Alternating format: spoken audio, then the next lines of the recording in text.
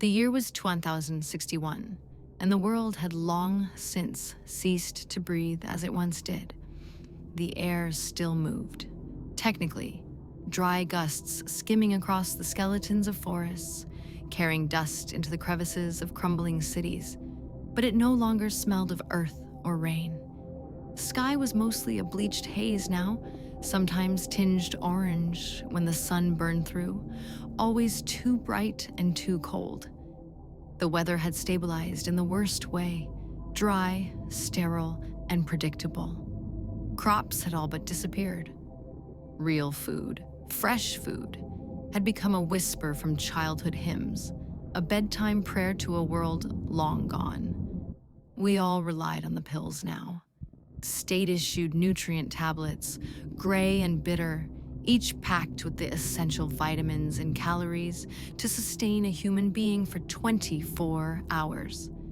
They came in neatly wrapped foil packets, stamped by the Bureau of Sustenance, distributed weekly at designated stations.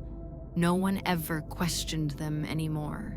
You swallowed your ration and forgot what warmth tasted like. I lived alone in the upper levels of an abandoned healthcare tower, once a hospital, now a hollowed-out shell populated by the weary and the waiting. My name's Nora, and I worked salvage, stripping metal, plumbing, and electronics from condemned zones on the city's outskirts.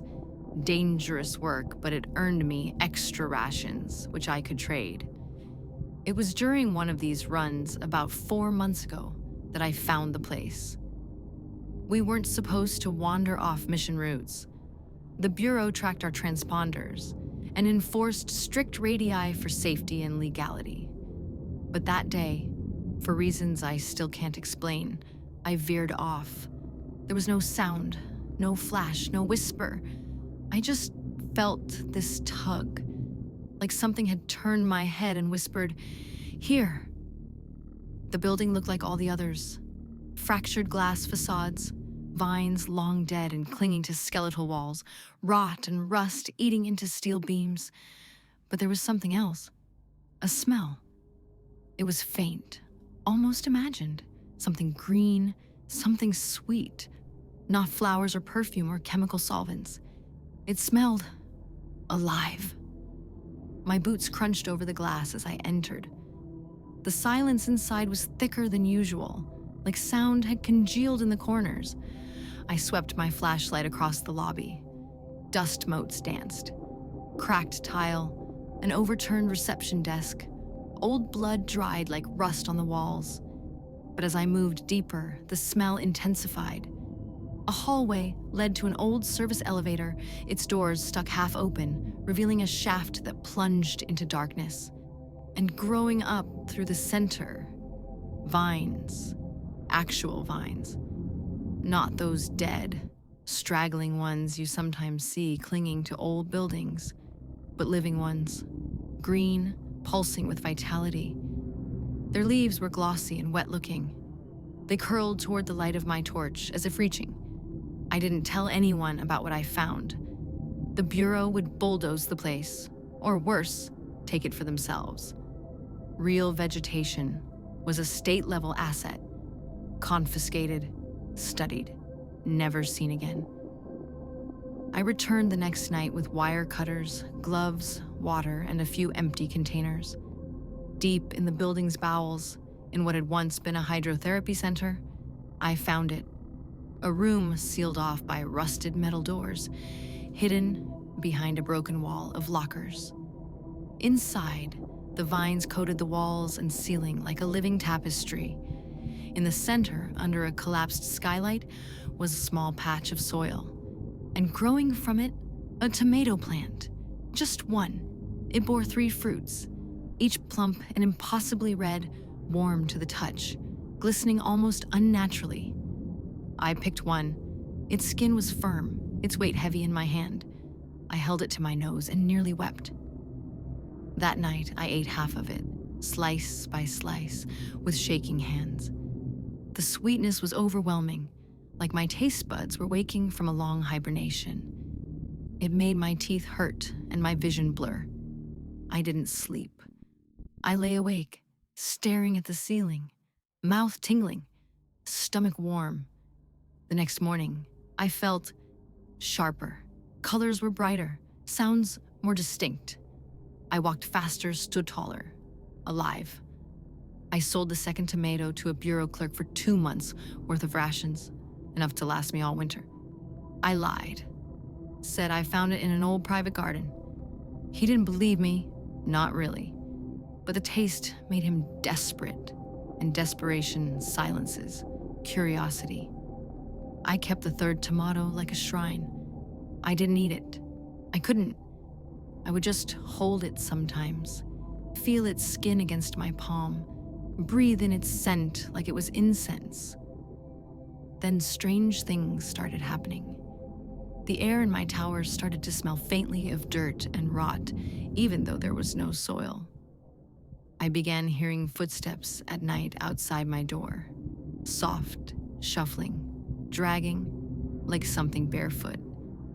Once or twice, I found scratches on the hallway walls, long and deep, as if someone had dragged nails through the paint. I thought it was paranoia at first, guilt. I'd committed a crime after all. But then I noticed the tomato bruising. Slowly, over days, a large dark patch spread along one side of the fruit like rot, though the skin never broke. And at night, the bruised side felt warm, warmer than the room itself. I began dreaming of the plant room, but in the dreams, the vines were moving, undulating like tentacles, quietly creeping across the floor, curling around the skylight like grasping fingers. Then I stopped dreaming altogether. Every night became a blank space, a blackout. I'd wake up with dirt under my nails, twigs in my sheets. Once, I found a small leaf in my mouth. I went back to the building, determined to destroy the plant. Whatever it wasn't natural. It was watching me, calling to me. But the elevator shaft was empty. The vines were gone. The room was clean, sterile, scrubbed down to metal and concrete, like it had been erased. The soil patch was still there, but dry, cracked like clay. No stalk, no leaves. Just a faint imprint in the dust, like something had lain there, coiled, heavy, and breathing. I staggered back up the tower stairs, heart pounding. When I got back to my quarters, the tomato was gone. Instead, sitting on my bed was a small, sharp green sprout, still wet, still gleaming. I didn't sleep that night, or the next. I started hearing more footsteps, whispers too, from the vents, from beneath the floorboards, voices murmuring in the soft rustle of leaves. Sometimes they'd say my name, but not how people say it. It was plant-like, like wind scraping over bark. And then people in the tower began to disappear, quietly, without struggle. No screams, no signs of forced entry. Just gone. Doors left ajar, beds still warm. I kept my door barricaded, but at night, I heard something tapping, gently, patiently. One morning, I woke up and found a vine curling up through the crack beneath my door, pressed flat against the inside wood, like it had been listening. I tried leaving, packed a bag, rationed my remaining pills, and planned to flee beyond the Bureau's reach, somewhere north, where the forest used to be. But at the checkpoint, they stopped me. They scanned me, frowned. Whispers passed between the guards. "You've been exposed," one of them said. "They'll want to examine you." I ran before they could grab me, ducking into service corridors and disappearing into the ruins. Now I hide, move from building to building, keep to abandoned zones, but I see them everywhere. The vines, growing from cracks in the pavement, slithering down drain pipes, pressing against glass from the inside. They spread fast, too fast. And always, somewhere, there are the tomatoes. Bright, seductive, pulsing. People are beginning to talk. They say someone is cultivating them underground, that there are gardens now, secret ones, fed by something old, that those who eat enough of the fruit change, become something else, something that hums with green blood and listens to roots.